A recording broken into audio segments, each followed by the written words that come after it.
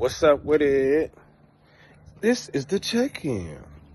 It's time to check in. Now let me stop.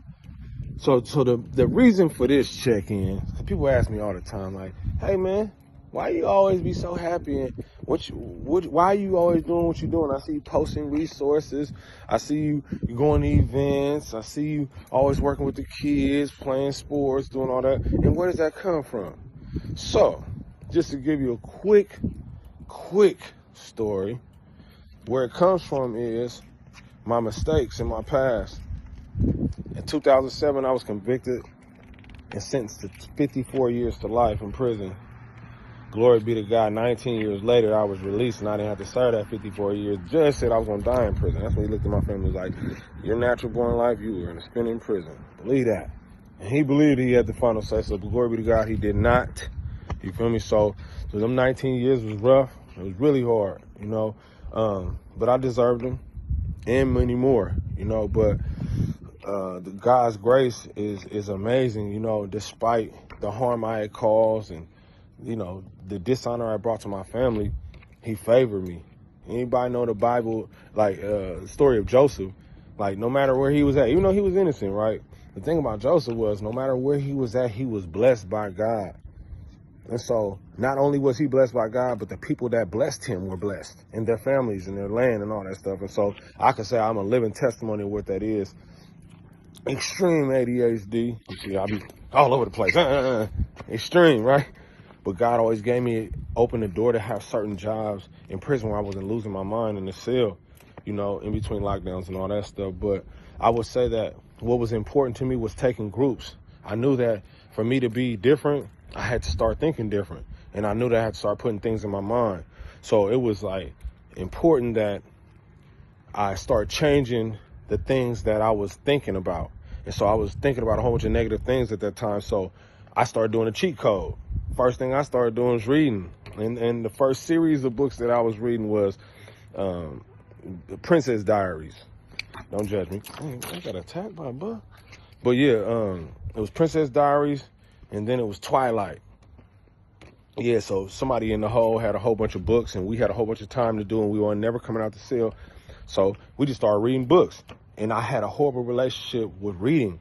And so I was like, man, how do I get to the space of reading the Bible? Because every time I touch that thing, it's like narcolepsy. I'm out of there. As soon as I touch the Bible, like, it's out of there.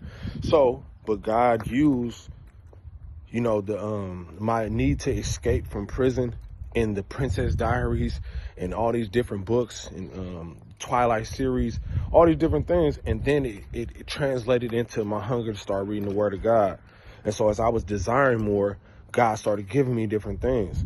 So I always loved music. Y'all know I try to get it on, right? But he had a purpose for my music. So he started giving me something to sing about.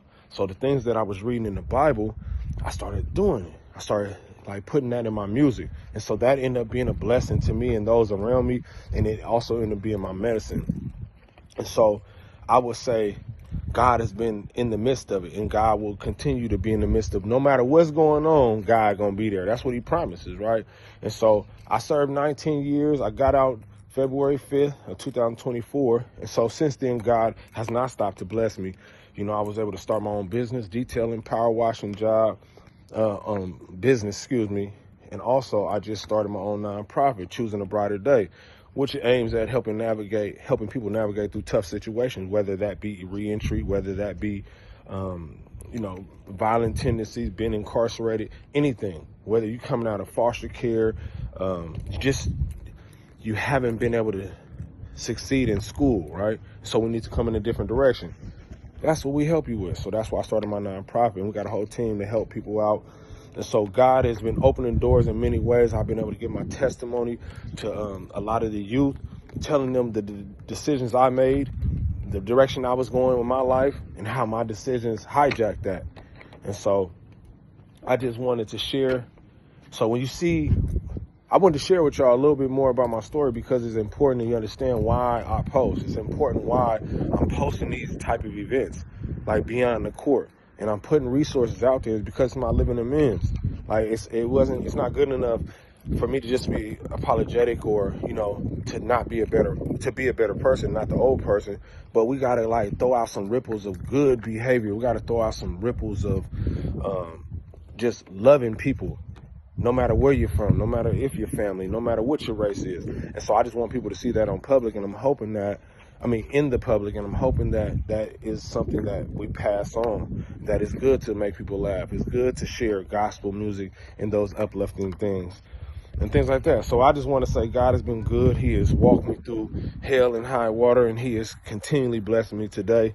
I go to St. Paul Church of Sacramento, and the pastor has really been open on trying to get into the community, and he's been using my lived experiences in different ways. And so we're just trying to do something different. So stay tuned. We're going to be having some stuff coming up. I'll be posting about it.